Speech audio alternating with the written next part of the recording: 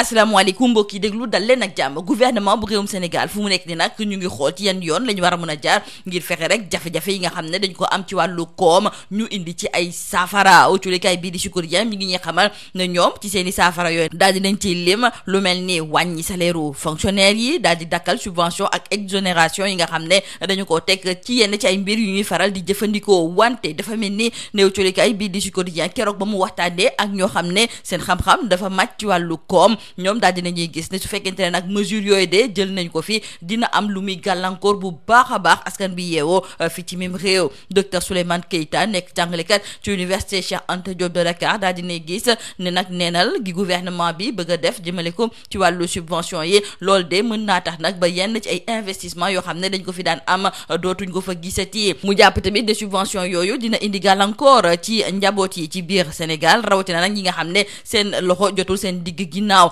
ndaxte subvention bi mi ngi woon ci courant beeg ci gaz bi te nag ñëpp xam nañu nag ne góorgóorlu yi dañ ci daan profito bu baax a baax.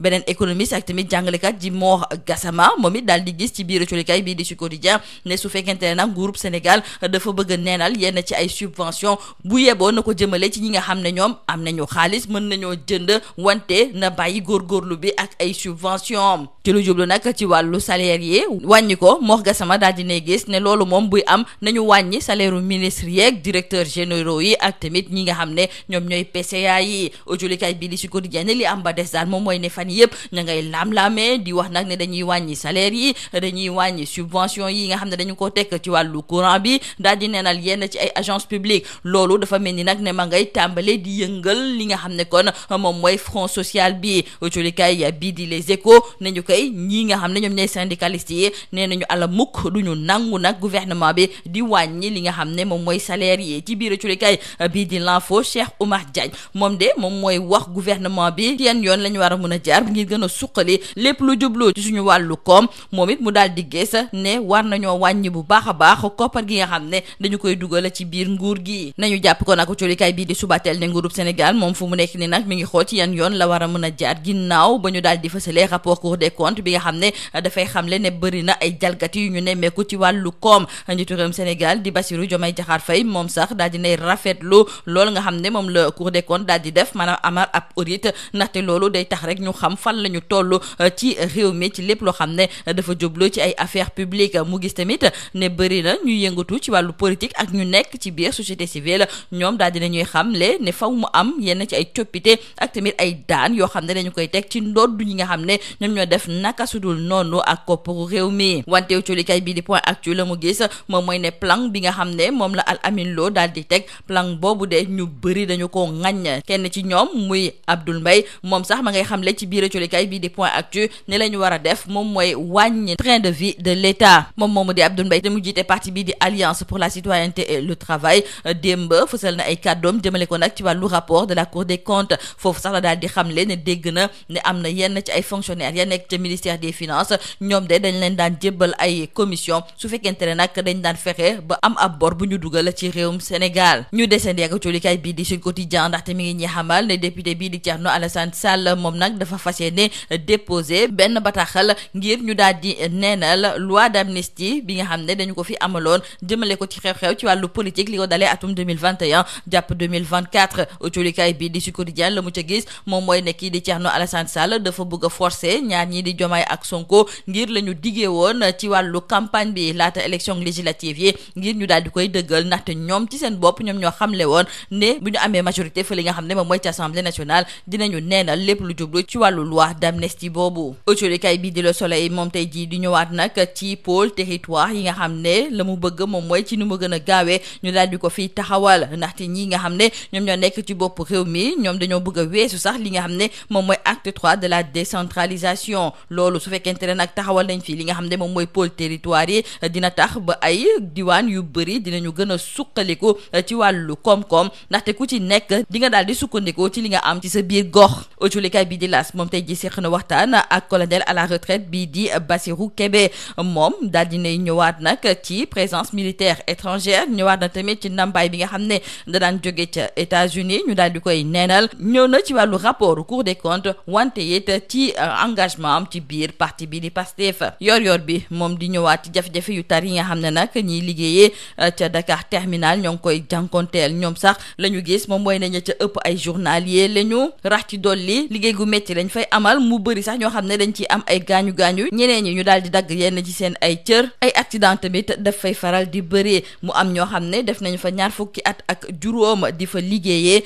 ba léegi di wéy di am salaire yu ndaw ba pare du am benn prise en charge ci wàllu wér-gi-yaram goo xam ne dañ leen koy jox rawatina nag di leen cotiser ci wàllu retraite. jeexale ko colikaay bii di Vox Populi mi ngi ñuy xamal ne agence sénégalaise de réglementation pharmaceutique ñoom fu mu nekk ni nag ñii nga xam ne ñoom ñoo nekk ci réseaux sociaux yi di jaay ay produits yu ñuy xeesale wala boog yoo xam ne dafay yokk say cër ñooñu daal lañu bëgg a xeex ci ni mu waree. colikaay bii di Vox Populi ne kon li dal kii di Alima Supo suñu may tuulee nag dina dal ñeneen ñi nga xam ne ñoom ñoo nekk ci biir réseaux sociaux yi. lii moo nekkoon ba colikaay ci li gën a fës ci biir colikaay yi ñu leen di ñaanal njeexte lu bës ak jàmm. Mesdames et messieurs, bonjour. Le gouvernement a décidé de prendre des mesures fortes pour apporter des solutions à la situation sombre des finances publiques.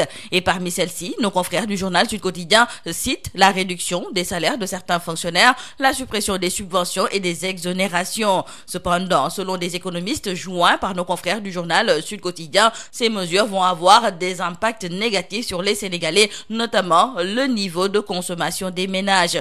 Le docteur Souleymane Keita, enseignant-chercheur à l'université Cheikh Anta Diop de Dakar, dira que la suppression de ces subventions peut causer une réduction des investissements. Il ajoute que l'arrêt des subventions va également impacter les ménages modestes parce que, dit-il, la plupart des produits subventionnés, que ce soit l'électricité ou le gaz, profitent à ces ménages, ce qui peut accentuer les inégalités économiques.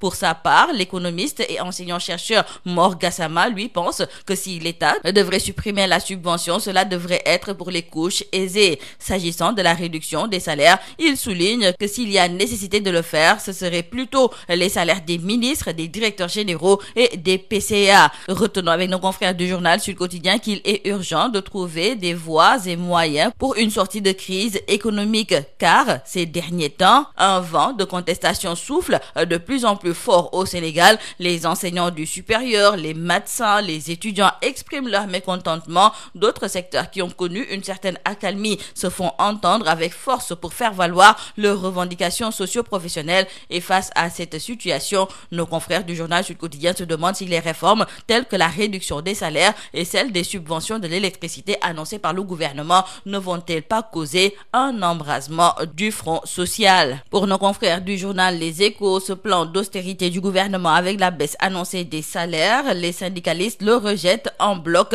et comptent faire face. Eliman Diouf de la CSA déclare que c'est inacceptable. On va s'opposer par tous les moyens. Mamadou Demba Ndour, secrétaire général du SAMES, déclare que l'austérité, c'est pour les privilégiés de la fonction publique. Quant à Ndongo Sarr du CUSEMS, il fait savoir que personne ne l'acceptera. Les autorités sont attendues sur des solutions et non sur des incantations. Dans le journal L'Info, c'est Cheikh Oumar Diagne qui corrige également le gouvernement concernant les mesures d'austérité. Cheikh Oumar Diagne déclare qu'en écoutant Al-Amin Lo, il a visualisé les solutions ratées du FMI en accord avec la Banque centrale dans les années 80. Pour lui, la situation du Sénégal ne nécessite pas de plan d'austérité. Il nous faut de nouveaux instruments pour redynamiser l'économie, accroître la marge de manœuvre de l'État. Donc, retournons avec nos confrères du journal Subatel qu'après la publication du rapport de la Cour des comptes, l'État va vers des réformes et des sanctions. Le président de la République a salué l'initiative de la Cour des comptes, la qualifiant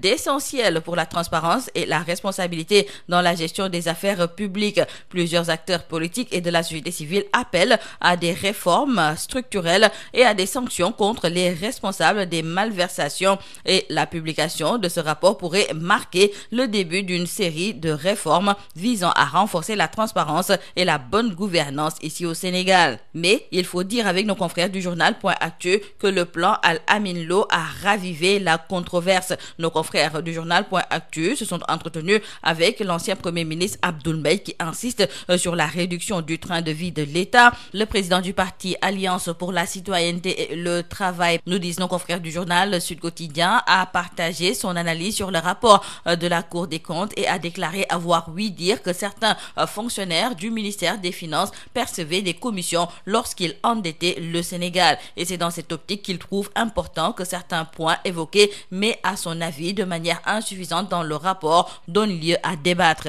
Restons avec nos confrères du journal Sud Quotidien qui nous font savoir que le président président de la République des valeurs, Thierno Alassane Sall, veut couper l'herbe sous les pieds des responsables du régime en place au sujet de l'abrogation de la loi d'amnistie relative aux événements de 2021 à 2024. Thierno Alassane Sall, député à l'Assemblée nationale, a annoncé sa décision de demander officiellement l'abrogation de cette loi. Dans le quotidien Le Soleil, nos confrères nous parlent de la mise en place des pôles territoires. Selon nos confrères, les nouveaux tenants du pouvoir veulent aller plus loin que l'acte 3 de la décentralisation en parachevant le projet des pôles. Cette approche devrait permettre de développer économiquement les régions les plus reculées du pays en se basant sur les opportunités et richesses de chaque territoire. Nos confrères du quotidien L'As, eux, accueillent dans leur colonne le colonel à la retraite, le docteur Abdourahim Kébé. Cet enfant de troupe départi de son obligation de réserve qui caractérise la grande muette s'est confié à nos confrères et dans l'entretien qu'il leur a accordé, il aborde plusieurs questions liées à l'actualité. Il accuse la France d'avoir monnayé la position stratégique de Dakar avec d'autres puissances dans les conflits majeurs avant d'applaudir la traque des crimes financiers de la présidence de Macky Sall suite à la publication du rapport de la Cour des comptes. Il s'est aussi prononcé sur son engagement dans le PASTEF. Dans le journal Yoor bi, nos confrères nous parlent de cet enfer que vivent les journaliers dans l'entreprise Dakar Terminal. Nos confrères nous parlent de plus de 80% des travailleurs de l'entreprise de Bolloré qui sont des journaliers sans contrat, des blessés graves, des amputés et même des accidents mortels au cours des opérations de manutention. Et après 25 ans de service, ces travailleurs ont des salaires dérisoires, aucune prise en charge médicale et une absence totale de cotisation de retraite. Terminons par nos confrères du journal Vox Populi qui nous font savoir que la croisade contre les médicaments et autres produits de santé de qualité inférieure ou falsifiés se poursuit et le syndrome Aluma-Supo guette les marchands d'illusions des réseaux sociaux. Les producteurs et vendeurs de médicaments et autres produits de santé non homologués sont avertis. L'Agence sénégalaise de réglementation pharmaceutique va donner un coup de pied dans la fourmilière. C'est tout à vos journaux et très bonne lecture.